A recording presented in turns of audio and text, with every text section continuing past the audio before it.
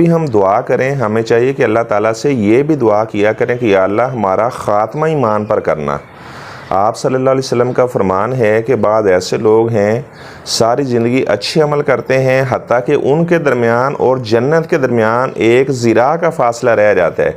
تو آپ صلی اللہ علیہ وسلم نے فرمایا فَيَسْبِقُ عَلَيْهِ الْكِتَابُ، تو اللہ کی کتاب اس پر سبقت کر جاتی ہے اور وہ موت کے وقت اپنی زبان سے کوئی ایسا جملہ بولتا ہے جو اللہ کو ناراض کر دیتا ہے، اس جملے کی وجہ سے اسے جہنم میں داخل کر دیا جاتا ہے،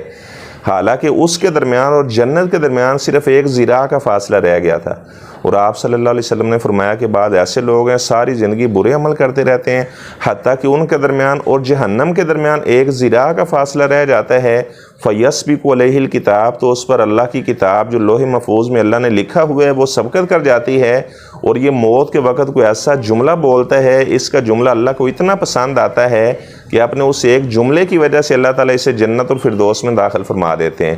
تو اللہ تعالیٰ سے ہمیشہ انسان دعا کرتا رہے یا اللہ میرا خاتمہ ایمان پر کرنا۔ ایسا نہ ہو کہ انسان ساری زندگی قرآن مجید کی تلاوت بھی کرتا رہے، احادیث پڑھتا پڑھاتا رہے اور اس کا خاتمہ جو ہے وہ کفر کے اوپر ہو جائے۔ جس انسان کا خاتمہ کلمہ توحید پر ہوا وہ سیدھا اللہ کی جنت میں گیا۔ آپ صلی اللہ علیہ وسلم نے فرمایا من کان آخر کلامہ لا الہ الا اللہ داخل الجنہ،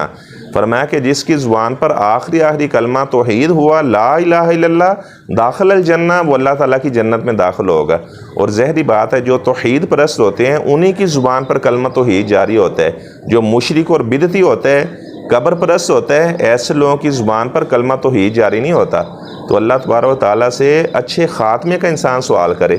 بعض ایسے لوگ ہوتے ہیں جو دین اسلام میں بڑے اچھے کارنامے سر انجام دیتے ہیں لیکن اس کے باوجود بھی وہ جہنم میں چلے جاتے ہیں۔ آپ صلی اللہ علیہ وسلم نے فرمایا کہ فاجر اور فاسق لوگوں کے ذریعہ سے بھی اللہ تعالیٰ اپنے دین کی مدد کروا لیتا ہے۔ ایک جنگ میں آپ صلی اللہ علیہ وسلم نے ایک آدمی کے بارے میں فرمایا، حالانکہ وہ بندہ اسلام کا دعویٰ کرتا تھا، آپ نے فرمایا اِنَّهُ مِنْ أَهْلِ النَّارِ کہ یہ جہنم والوں میں سے ہے۔ تو صحابہ کا بیان ہے کہ ہم بڑا حیران ہوئے، جب لڑائی ہوئی تو ہم نے دیکھا اس نے بڑے اچھے کارنامے سر انجام دیے، کتنے لوگوں کو جو ڈس بلیورز تھے ان کو اس نے ان کے انجام تک پہنچایا۔ تو ہم بڑا حیران ہوئے کہ آپ صلی اللہ علیہ وسلم نے کیوں اس کے بارے میں فرمایا اِنَّهُ مِنْ أَهْلِ النَّارِ۔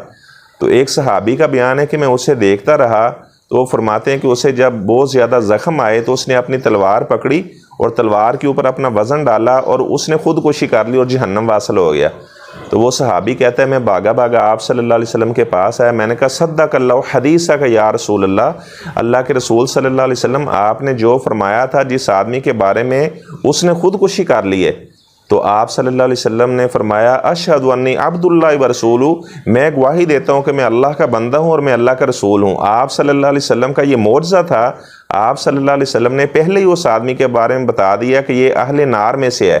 تو اس لیے انسان کو چاہیے کہ انسان ہمیشہ اپنے خاتمے کے بارے میں ڈرتا رہے اور اللہ تعالیٰ سے سوال کرتا رہے کہ یا اللہ میرا خاتمہ اچھا کرنا۔ اتنے غیر مسلموں کو اس نے انجام تک پہنچایا اور بالآخر اس کا اپنا انجام کیا ہوا کہ خودکشی کر کے جہنم واصل ہو گیا۔ اس موقع پر آپ صلی اللہ علیہ وسلم نے فرمایا ان اللہ یؤید ھذا الدین بالرجل الفاجر، کہ اللہ تعالیٰ فاجروں اور فاسقوں کے ذریعے سے بھی اپنے دین کی مدد کروا لیتا ہے۔ ہم اللہ تعالیٰ سے دعا کرتے ہیں یا اللہ ہمارا خاتمہ ایمان پر کرنا، جب ہماری موت کا وقت آئے ہماری زبان پر کلمہ توحید جاری کرنا، ہمیں لا الہ الا اللہ پڑھنے کی توفیق دینا۔ یا اللہ تیرے ایسے بھی دوست ہیں جن کو موت کے وقت تیرا سلام آتا ہے، جنت کا پیغام آتا ہے، یا اللہ ایسے اپنے مقربین اور صالحین بندوں میں ہمیں بھی شامل فرما جنہیں موت کے وقت یا اللہ تیرا سلام آئے اور ساتھ ہی انہیں جنت کا پیغام آئے۔